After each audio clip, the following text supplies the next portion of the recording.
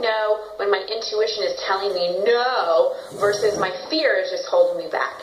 Okay, this is a really easy one to answer. If something comes your way, intuition is speaking to you. If you literally feel a visceral resistance, like you feel a no, like something in your body contracts, and there's no thought behind it. You don't know why, but something just feels off.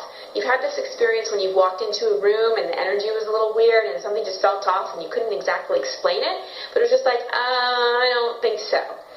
It's fear when your mind can immediately come up with a gazillion reasons, justifications, and excuses why you can't do it. You know, it's fear talking when you're like, well, I don't know enough, and I need more training than this, and all these other people are doing it better than me. Whenever your mind can rattle off excuses, that's fear. That's your mind. That's not intuition. How I like to discern intuition is it's a very kinesthetic experience. It's a feeling experience. It's something that we can't really, articulate into words.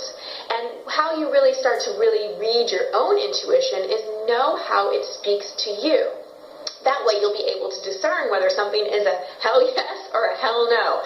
That's how intuition speaks to us. There's no gray area. There's no maybe. There's no That's the mind. Your intuition is clear. Then usually the mind comes in and starts trying to figure it out and come up with the why. But as you really learn to trust and follow your intuition, you'll desire those why reasons less because you'll know in your core that your inner wisdom is guiding you. So kind of a variation on the question that I just asked is how do I know my intuition is telling me yes versus it's my excitement and my wanting to do it all is like really pushing me forward. Well, it's kind of similar to the first answer. Your intuition is telling you yes when you feel a sense of inspiration and excitement, but also a sense of peace. It's almost like something is pulling you forward. It's excitement and overwhelm and kind of that pattern a lot of us fall into about trying to do everything at once. Again, when it's our mind and we feel like we have to push and push and push and push and we feel like we have to do it all. If you feel overwhelmed at all, that's not your intuition pulling you forward. Your mind and your ego feels like a pushing energy. Your intuition feels like a pulling energy. So you want to really learn to discern between the difference of your mind and your intuition.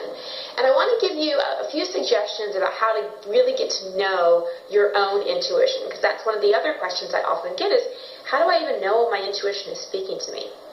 Well, a good way to start is to think about what kind of learner you are. There are three types of learners. There's visual, auditory, and kinesthetic. And we all have a little bit of each and every one of them, but there's one learning style we lean towards. And I'll tell you how to determine what yours is.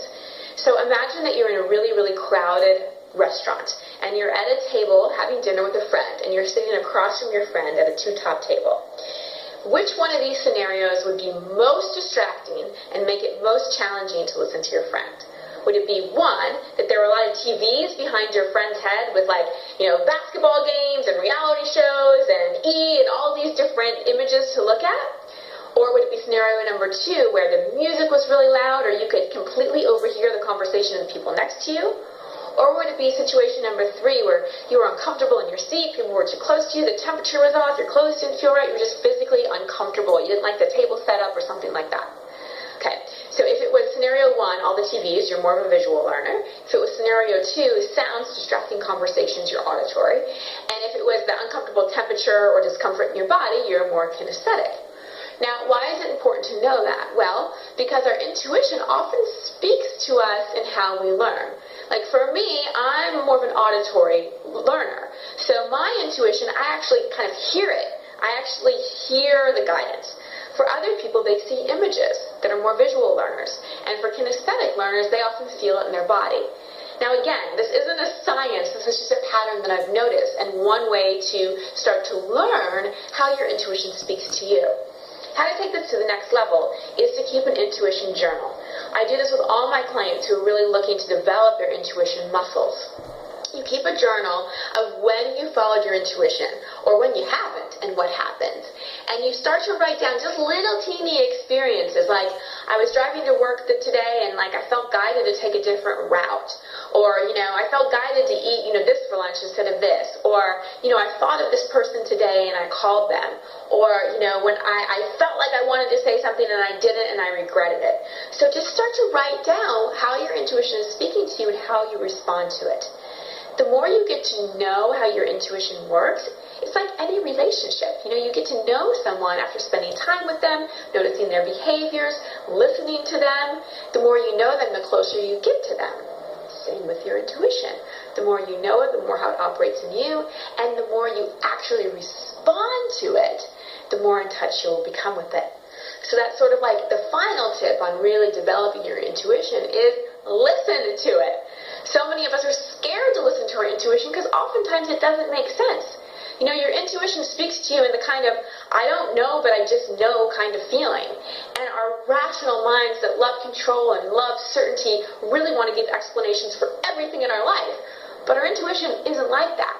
So the more you start trusting it, the more you start trusting and acting upon those impulses and using that internal GPS to really guide you, the more your intuition will get louder and louder and louder.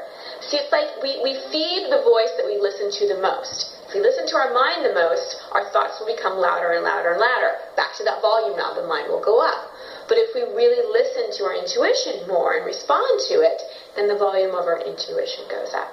Remember, no one is more intuitive than you are. You are no less or more tapped into your inner wisdom than anyone else.